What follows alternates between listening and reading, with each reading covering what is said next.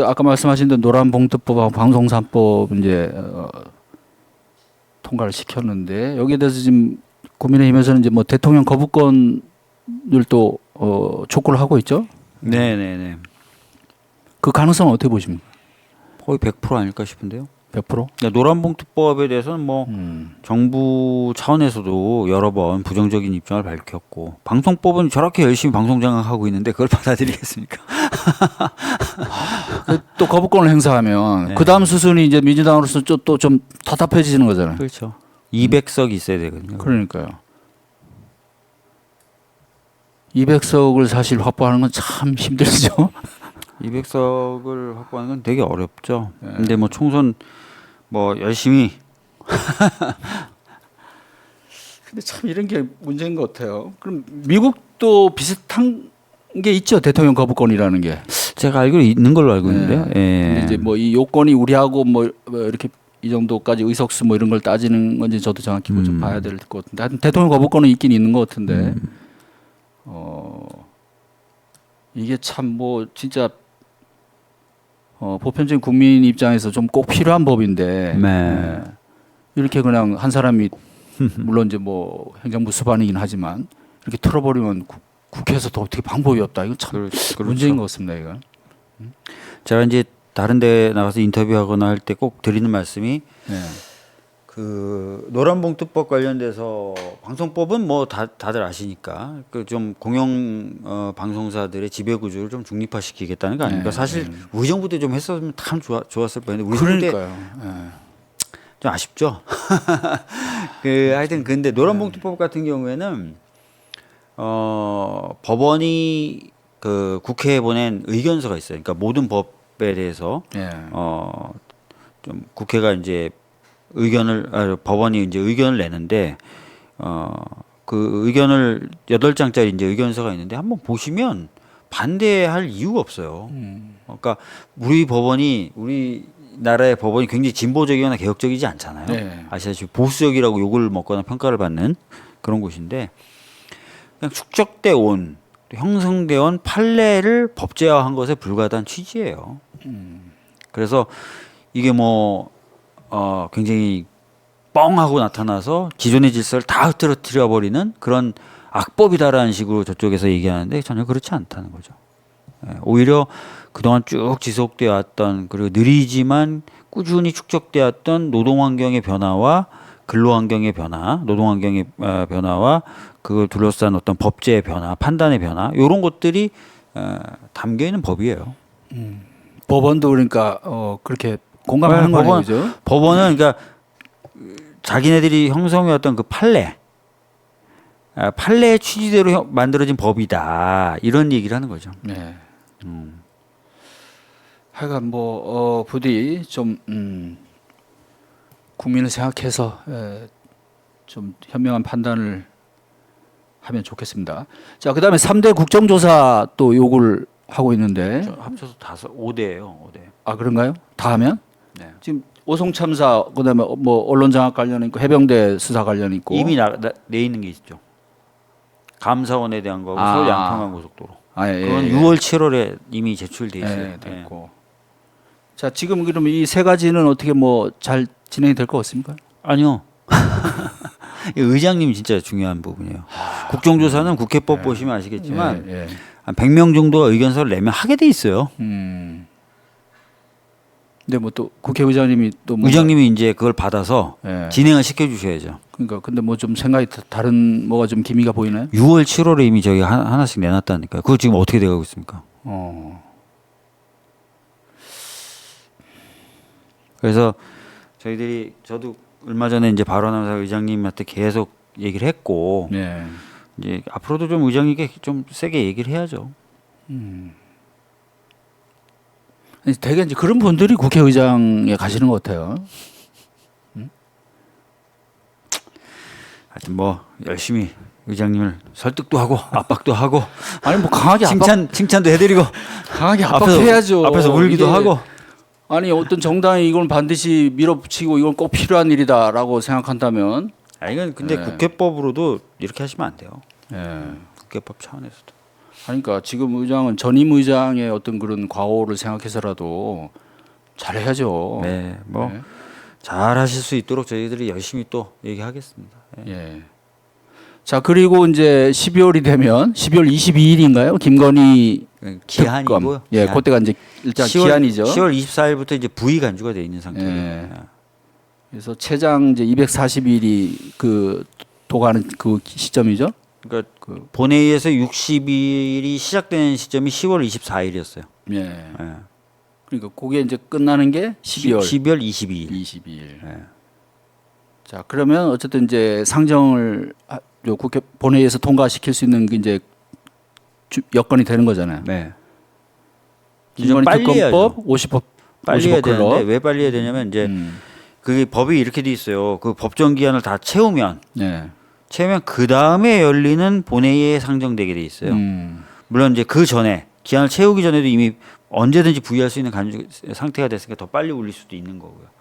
근데 이제 자칫하면은 또 의장님이 이걸 안 해주겠다 그러면 12월 20일 다 채운 다음에 그 다음에 열리는 국회 본회의에 올라가게 되는데 보통 1월달에 잘 안 잡혀요 국회가. 아 그럼 미리 좀 해야 되네요. 그 지금 계속 얘기하고 있어요 의장님한테.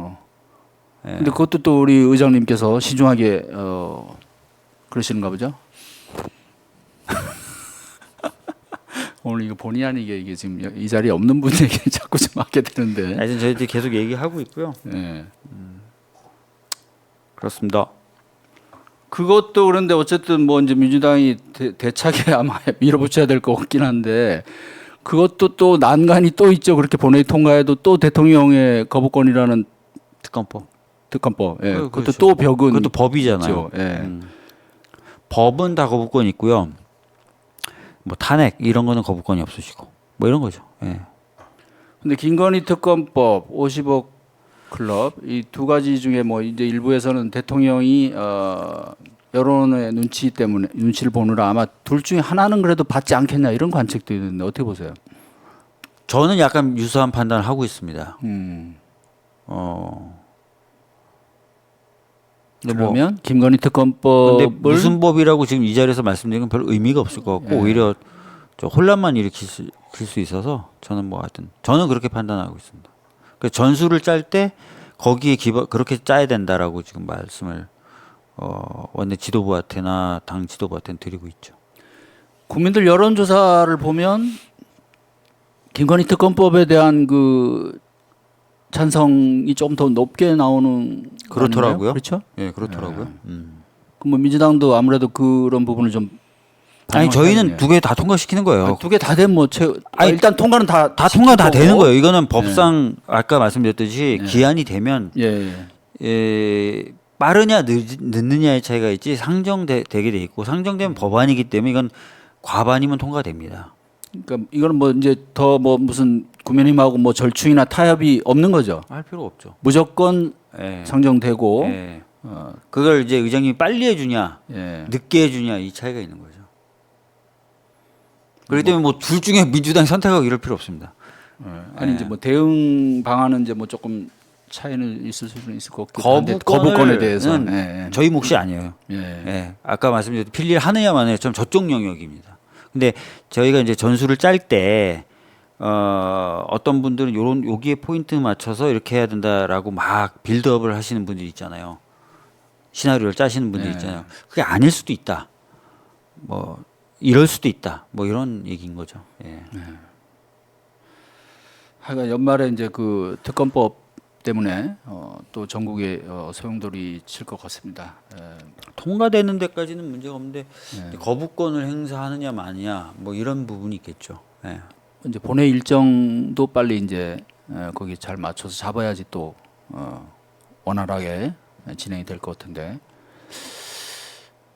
그 뭐 제가 부정적으로 생각하려고 그러는 게 아니고 그 국회의장 변수가 자꾸 이렇게 신경이 쓰입니다. 그럼 저 보면은